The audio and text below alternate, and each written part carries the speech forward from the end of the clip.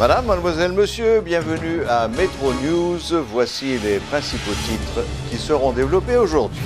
Désormais, toutes les transactions commerciales locales doivent être effectuées en gourde.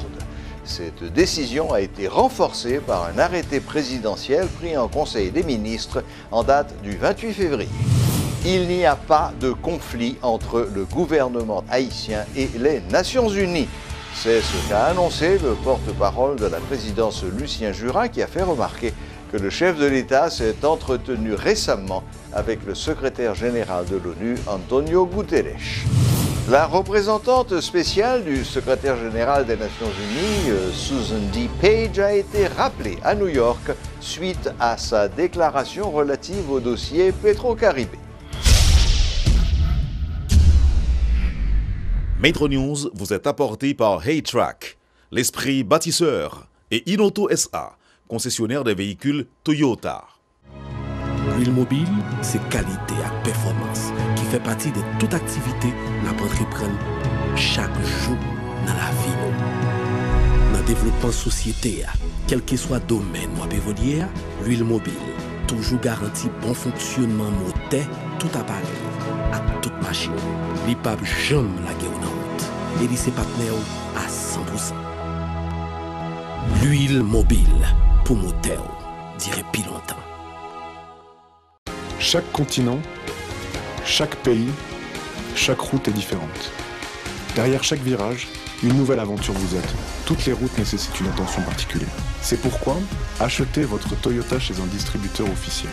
Vous obtenez un véhicule fabriqué spécifiquement pour votre pays, un service après-vente spécialisé and genuine spare parts that will make your investment and vehicle perform to the maximum.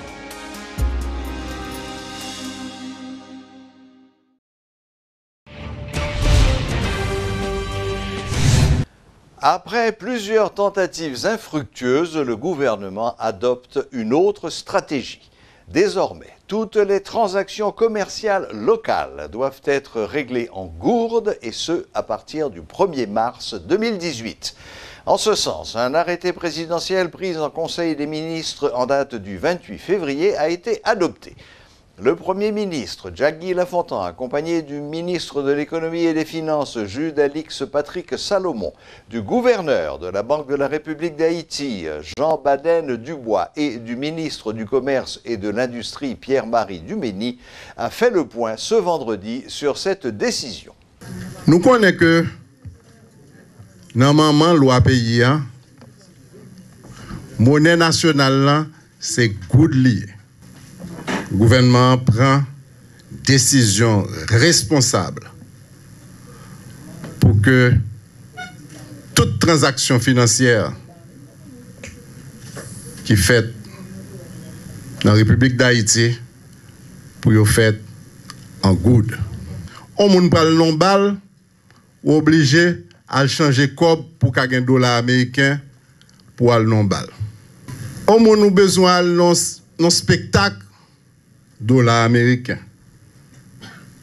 Ou besoin d'une série de restaurants, dollar américain.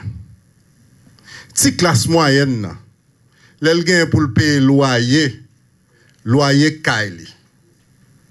Chaque mois, il faut battre la rue pour joindre dollar américain parce que sans goût de les toucher pour le payer loyer Kaili. On a besoin d'acheter un terrain. Un terrain, oui. Dollar américain. Certains magasins prix affichés en dollars. Tandis que grande majorité peuple haïtien, revenu yo c'est en good lié. Tout fonctionnaire l'État nous, policiers, professeurs l'école, tout docteur qui travaille dans la santé publique, infirmière, auxiliaire, petit personnel, tout, c'est un coup de touché. Affichage puis un goût de l'an qui ton sorte de caille ou l'en soulier nous, journée jeudi, nous décidons de retirer caille ou ça, parce que les prix, les pas affichés en dollar, en good, ça crée ou sorte ça relais ou sorte de inflation ou pousser inflationniste au Québec, ça crée ou pression sous good l'an. En ce sens, il faut me rappeler nous tout, Haïti c'est un rare pays côté qui a double circulation de monnaie, à savoir la goutte et le dollar. Au niveau du ministère du Commerce, on va tout mettre en œuvre pour que appliquer ça, arrêter ça, appliquer dans son intégralité. Nous avons une brigade que nous allons déployer à travers tout le territoire national pour nous faire respecter mesures ça. Ceci sont normalité que nous avons rentré là-dedans, que nous devons rentrer là-dedans déjà. Et le Premier ministre a bien expliqué que l'un gagne exigence de payer en dollars, son problème lié, son situation d'insécurité, parce que nous oblige à chercher dollars dans la rue, et son problème, parce que meilleur bagage, c'est que nous avons une seule monnaie qui est appliquée, mais il demeure certain que soit pas tout besoin de dollars, ou besoin. Parce que ces principes-là, c'est que sous besoin de dollars pour partir, il doit être accessible, mais si son transaction a fait sur le territoire, pas aucune raison pour besoin de l'autre monnaie que monnaie qui est en cours sur le territoire et que la Constitution a dit son seule monnaie gain. Donc, nous seulement pour mesure pour nous rentrer en application Constitution dans son intégralité. C'est une bonne chose que les prix soient affichés en coude. La deuxième chose, il faut dire que le décret de 1989, c'est un décret qui autorisait que tout le monde gagne, en fait, que banque a ouvert des comptes en dollars pour n'importe qui monde. Donc, ça veut dire que on a toujours qu'à gagner compte en dollars. Dans le décret, il bien dit les transactions commerciales. Cette histoire de dire que pas gagner compte en dollars encore dans le système là, dès le 1er janvier, moi je dis encore, ça, circulaire là, pas mettre en question. La loi sur les bureaux d'échange, sur les agents de change, dit clairement que tout le monde qui reçoit un transfert, il est supposé recevoir comme lui dans la monnaie que vous voulez transférer pour lui. Ça veut dire que ça, c'est le monde qui a choisi dans quelle monnaie que il a payé. Et c'est un décret loi qui dit ça. Il y a bien des circulaires d'application qui prévoient certainement délai et tout ça qui est supposé arriver, comment en fait différentes transactions sont supposées faites de façon à ce que l'applicabilité est claire pour tout le monde. De façon ensemble, nous avons un pays qui est normal, nous avons un pays côté que nous pas un pays en fait à deux vitesses, côté que et monde fait ça au blé. Le secrétaire général de l'ONU, Antonio Guterres, a procédé jeudi au rappel de sa représentante spéciale en Haïti, Susan Page. Lors d'un échange téléphonique avec le président Jovenel Moïse, le numéro 1 des Nations Unies a pris ses distances avec les récentes déclarations de la chef de la MINUJUST concernant le rapport Petro-Caribé. Cette conversation aura permis aux deux hommes de s'expliquer, selon le porte-parole de la présidence, Lucien Jura. L'épineux dossier du rapport de la gestion des fonds de Petro-Caribé provoque une paralysie au Sénat haïtien. Plus d'un mois après le transfert du rapport à la Cour supérieure des comptes, le président du Sénat, Joseph Lambert, a toutes les peines du monde à organiser une séance plénière. Une troisième tentative a échoué hier en raison de l'hostilité entre les sénateurs modérés et ceux de la majorité. De nouveaux échanges, pour le moins vigoureux, ont eu lieu entre les sénateurs Kedler-Augustin et Jean-Renel Senatus, chef de file des deux groupes. Les deux blocs formulent des revendications apparemment irréconciliables. Les tenants du bloc présidentiel se disent satisfaits de la publication dans le journal officiel Le Moniteur de la résolution transférant le rapport de la Commission à la Cour des comptes, tandis que les modérés et l'opposition radicale exigent que le Sénat se dessaisisse d'un dossier déjà traité par les tribunaux. M. Senatus soutient que les juges de la Cour des comptes n'ont d'autre choix que de renvoyer le dossier qui n'a pas été soumis par la commission bicamérale de décharge, mais par la commission éthique. Dans le même temps, les sénateurs modérés et de l'opposition se réjouissent qu'un juge instructeur ait été nommé suite aux plaintes déposées par des particuliers. Le président du Sénat minimise l'impact de l'impossibilité d'organiser des séances plénières, rejetant l'idée que le grand corps soit en crise. Il souligne que des sénateurs sont en mission à l'étranger et que les commissions permanentes poursuivent leurs auditions. La structure dénommée Dialogue national pour la stabilité et le progrès s'est présentée officiellement à la presse ce vendredi. Connu auparavant sous le nom d'Entente nationale pour la stabilité et le progrès, ce forum d'échange qui regroupe près d'une trentaine de partis politiques et une centaine d'organisations se propose de faire la politique autrement. Des consultations sont déjà engagées en vue de la réalisation d'un colloque sur le dialogue avec tous les secteurs de la vie nationale. Suivez ce reportage de Sheila Louis-Joseph et Paul Léel. L'Entente nationale pour la stabilité et le progrès change d'appellation. Désormais connue sous le nom de Dialogue national pour la stabilité et le progrès, cette structure regroupe de nombreux partis et organisations politiques. Pourquoi ce changement après avoir été créé seulement en novembre 2017? Comme avec le temps, il y a une confusion avec d'autres groupes connus sous le nom Entente nationale, Entente populaire, etc., nous décidons de remplacer Entente nationale là pour la stabilité et le progrès par Dialogue national pour la stabilité et le progrès. Même si l'appellation a changé, les objectifs demeurent les mêmes. Cette structure qui s'est présentée officiellement à la presse ce vendredi n'est qu'un forum d'échange sur les problèmes auxquels fait face le pays. Allié du pouvoir en place, le Dialogue national pour la stabilité et le progrès souhaite soutenir le président de la République dans sa volonté de faire progresser le pays. On dit gouvernement, pour nous dire, peuple haïtien surtout, je dis, nous c'est avenir, nous avons préparé des meilleurs, nous mettre compter sur nous, en façon pour nous garantir la sécurité. Et justement, pour y parvenir, le Dialogue national pour la stabilité et le progrès dit non aux guerres intestines entre les fils et filles du pays.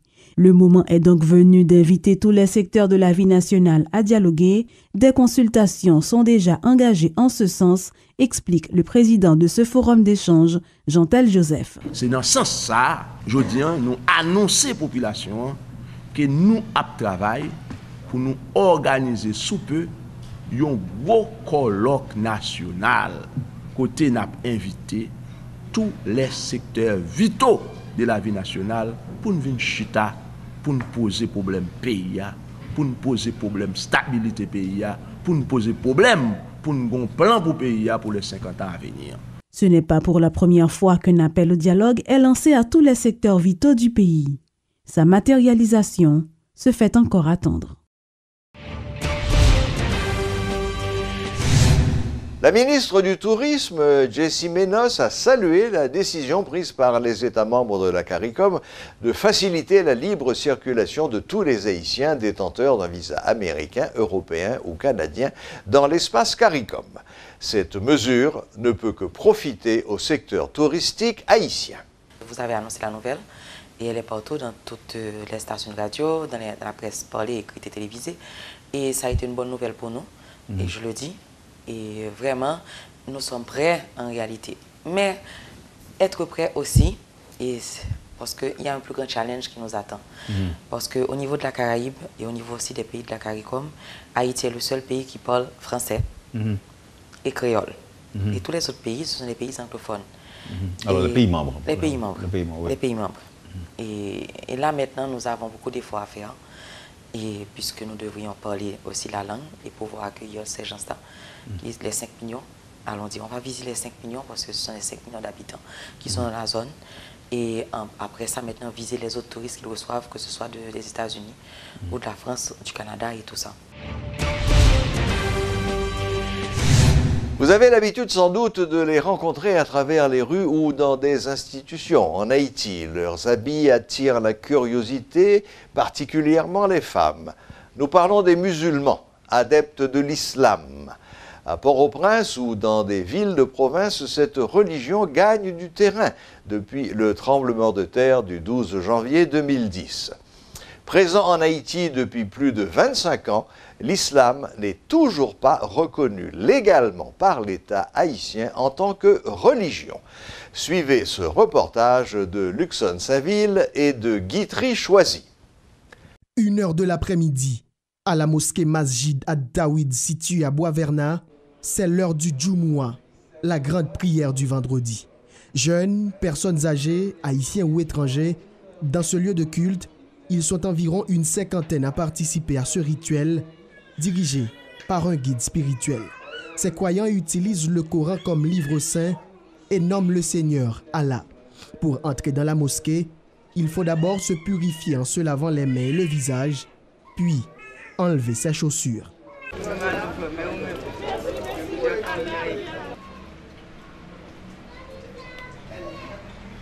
L'endroit est sacré, la cérémonie est solennelle.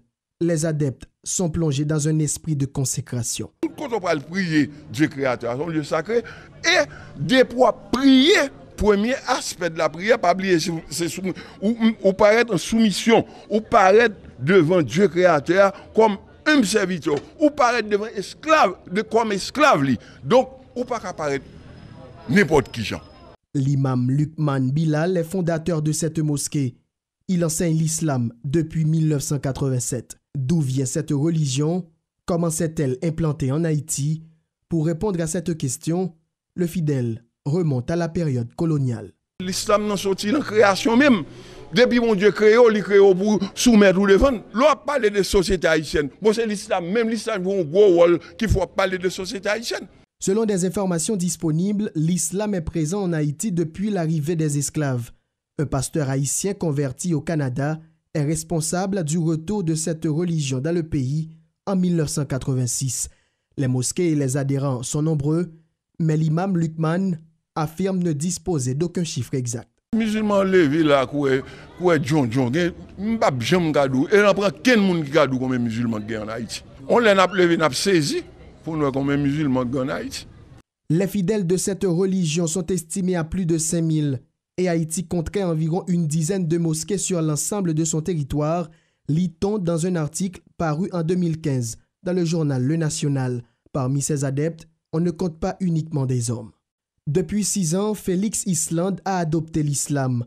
Voilée, vêtue d'une longue robe, cette jeune femme se dit fière d'avoir fait ce choix. C'est la foi.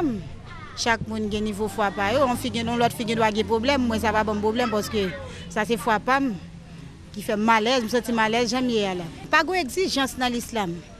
À vrai dire, parce que ou qui doit convertir dans l'islam ou pas mettre voile dans la tête, c'est selon la foi et la foi qui va le permettre ou marcher avec voile, marcher jamais à la pas d'exigence dans l'islam. Island est également professeur titulaire à l'école fondamentale de l'islam qui partage le même site que la mosquée à Bois-Vernat. Même s'ils apprennent l'arabe aux enfants et parlent d'Allah, ils respectent également le cursus scolaire haïtien. Ou pas besoin de musulmans pour mettre des petits dans l'école là. Ou chrétien, toute religion yo ka met petit dans l'école, il pas obligation pour ti moun nan pour voile tout, ou ka ouais c'est moun qui petit lycée petit moun ouais ka avec voile yo, ça veut dire parents yo c'est musulman, ça veut dire c'est ça qu'il faut avoir voile, pas tout ti moun qui a voile, c'est pas obligation. Toutefois, l'islam n'est toujours pas reconnu par le ministère des Affaires étrangères et des cultes, informe le responsable religieux qui déplore un blocage de la part des autorités. Polygamie permise, crainte de radicalisation et du terrorisme, les Haïtiens ne cessent d'exprimer leurs préoccupations vis-à-vis de cette religion qui continue de convertir en Haïti, chez les jeunes en particulier.